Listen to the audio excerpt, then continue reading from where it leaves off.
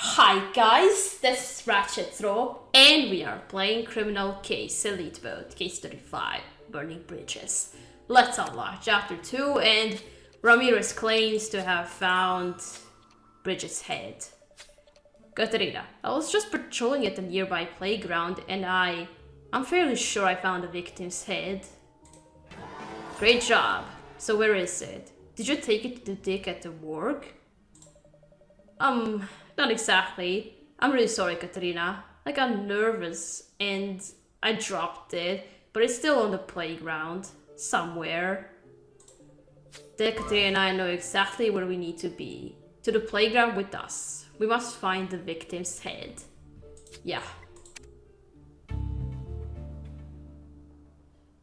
Scared Ramirez. Well, who wouldn't be scared to find a head in the park? And in the park of all places.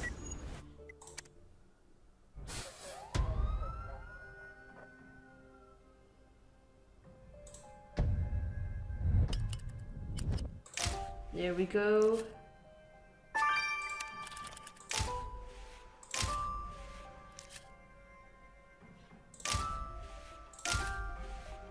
Brass knuckles.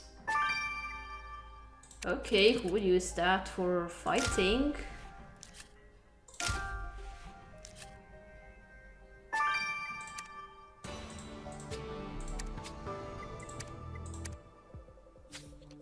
So, Katerina, you found the rest of our victim. I knew what we came here to find, but this is gruesome.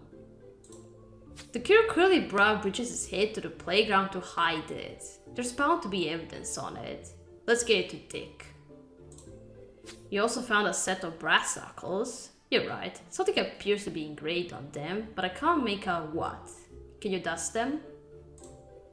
And if you piece that torn photo back together, we may have a new lead. Okay.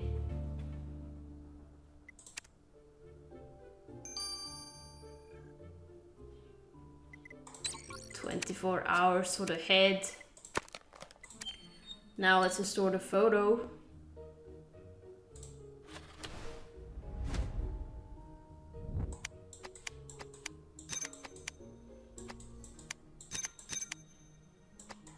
Oh. Picture of mother and the baby. You pieced the photo back together, Katerina. It appears to be a young woman holding a baby. Why would we find this family keepsake photograph ripped to shreds on a playground? You're right, the key to that photo must be the identity of the young woman. Perhaps we can run a comparison of her features in the archives. Okay.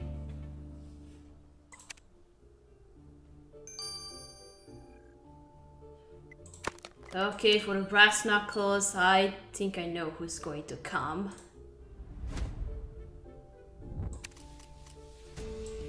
Yeah, the scorpion. Katrina, these brass knuckles you found belong to Tony the Scorpion. That's Antonio the Scorpion Dante, the Italian gangster. We last saw him when we were investigating that slaughterhouse murder. He spends a lot of time beating up Irish people. He must be up to his elbows in this gang war. And you found Dante's brass knuckles on the same playground as the victim's head. He'd better explain this. Yeah.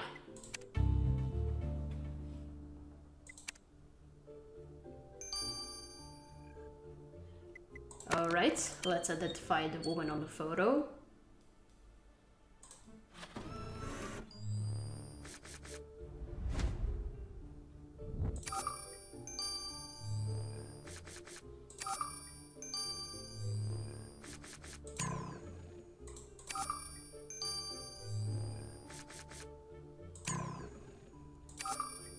Oh, very similar, is that... Is she the mother? The young woman in that photo is a certain Sadie Smith. And, according to our records, she had a daughter named Bridget Smith. Bridget Smith was then adopted by a family called Baker. So the infant in the photo must be Bridget. She was Sally's daughter. You're right, Katerina. We must speak with Miss Spade to deliver the sad news about Bridget. Okay.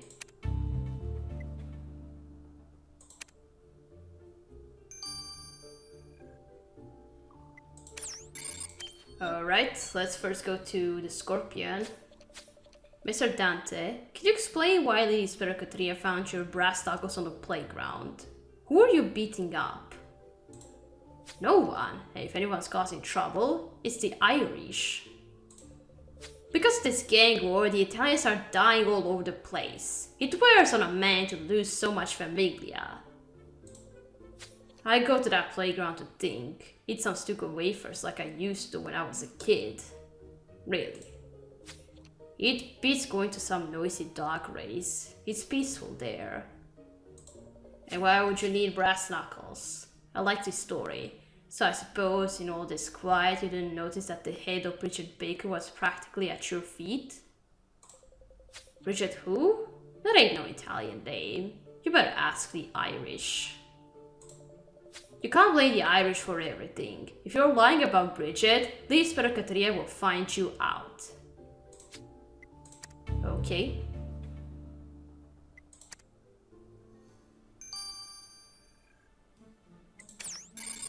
Okay, let's go to Sadie. Miss Smith, I'm afraid that we have some bad news for you. Bad news? I haven't done anything wrong. Why do you police people need to speak with me? Your daughter, Bridget Baker, she was murdered earlier on the bridge between the river banks. Bridget? Murdered? No, it can't be. Oh, my baby girl. I was only her age when she was born. I had to give her up for adoption due to a medical condition I have. Really? But I never forgot her. I even got a tattoo to always remember her by. And did you ever see her again after she was placed with the Baker family? Yes, I found her. She was living here on this very playground. We had reunited and we were going to be a family again. Just Bridget and me. But now... Lady Speracatria and I are very sorry for your loss, Miss Smith. Okay, that's it. Is there something left on the victim's head? Katerina, I must say that I'm quite pleased that you found the head of the victim. Now, at least I have a complete body to analyze. Were you able to find any further information from it?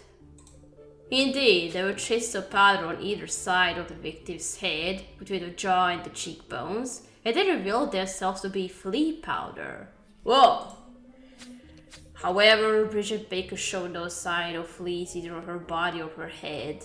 The killer definitely left the powder on her when they picked up her head to hide it. So the killer has fleas? Katrina, they better not start an infestation in prison. Another thing, I received a bulletin warning that the St. Sulpicius Hospital has had a horrible flea problem of late.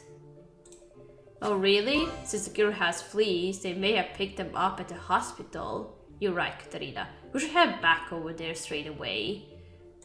And protect our heads. Just in case. Somehow.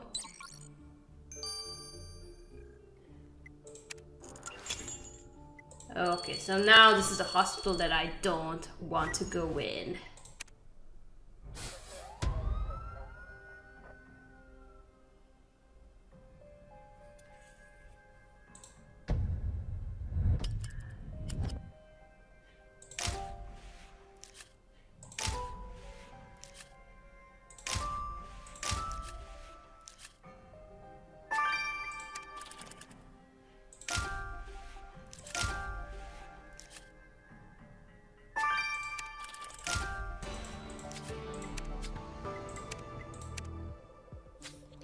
Katerina, I'm not sure why you think finding a medicine box in a hospital is so suspect.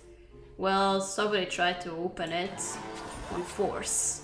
Oh, I see. Yes, it appears that someone has tried to open the box in a rather brusque manner. You can manage opening it with more finesse and we'll see what attracted so much attention. And it appears that someone left a messaging code for the victim on this newspaper.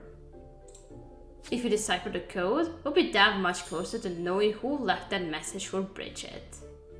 Okay.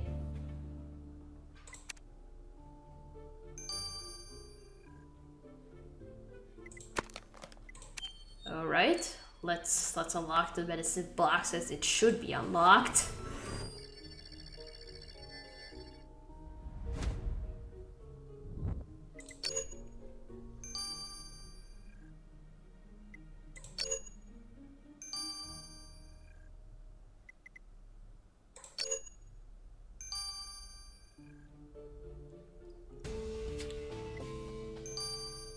A message. The only thing in that medicine chest was a note. The note says, Bridget, stay away from the medicine. Oh.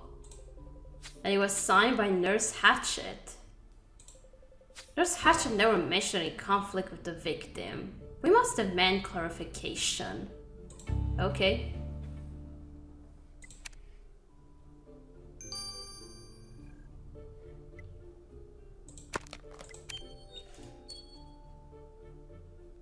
I thought I heard the rain, although it's cloudy outside.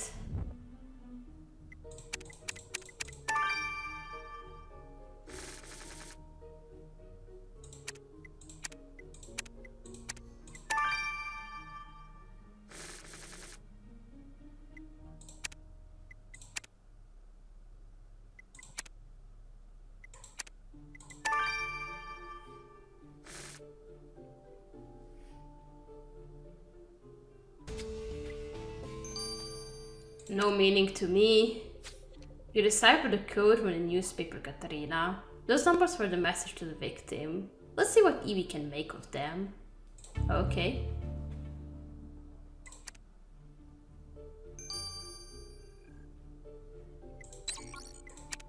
"24 hours for that.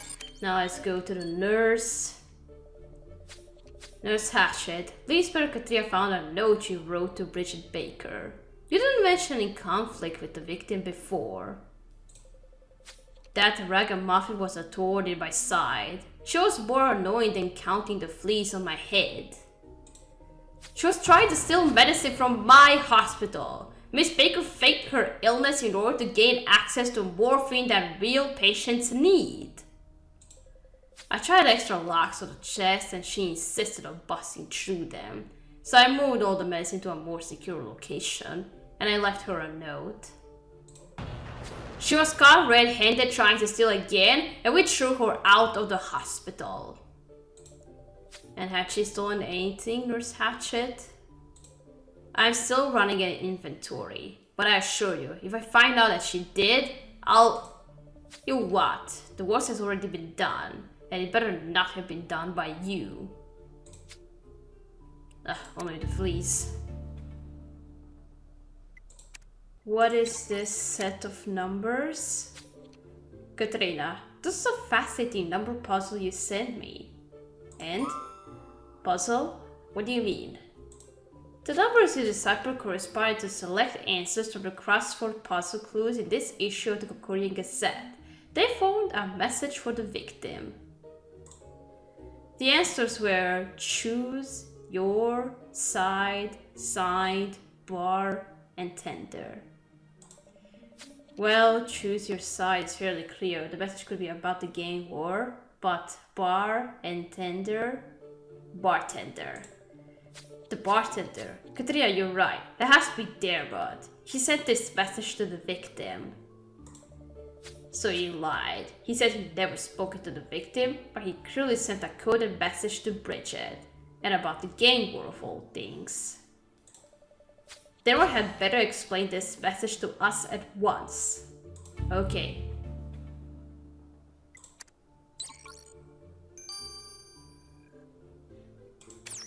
Alright, let's go to Dermot. Dermot McMurphy. How dare you lie to me and Lady Spero Katarina? You sent a coded message for Bridget Baker telling her to choose a side. Were you trying to make her take part in the gang war? Tell us the truth. Have you joined the Irish gang? Ugh, this feels worse than my fleas. Alright, here goes. Yes, I joined the Irish gang. What? How could you? I had no choice. You don't know what it's like. I had to fight for my own, Maddie. I like to just sit around eating taco wafers, but the Italians are killing all the Irish. You gotta stand up for yourself or die. I told Bridget this is the day at the dog races. This is life or death. Either you are with us or against us. And so you killed Bridget when she refused to make a choice? No, Maddie, never. How could you think that of me? Oh, but it could be you. Katerina, Crystal Banks remains a war zone with these Irish and Italian gangs. Now a young girl has been decapitated. What is happening here? We're making some progress, Chief. We still don't know who killed Bridget or why, but we found her missing head and we have suspects. Nurse Hatch had forcibly removed Bridget from the hospital after she was caught trying to steal medicine. And Daryl McMurphy joined the Irish gang and tried to pressure Bridget to join up too. And Antonio Dante turned up again like a bad penny, looking around the playground where we found the victim's head. Katerina, you gotta stop him. What are you on about, Casper Ramirez? Stop whom? The Scorpion! Antonio Dante is pouring kerosene all over the playground. Oh! Do you want to destroy some evidence? If that is the case, then that makes you very suspicious. Alright, we gotta stop. Here we go. Continue playing in chapter 3. So, thank you for watching. Don't forget to like this video, and I'll see you again. Goodbye!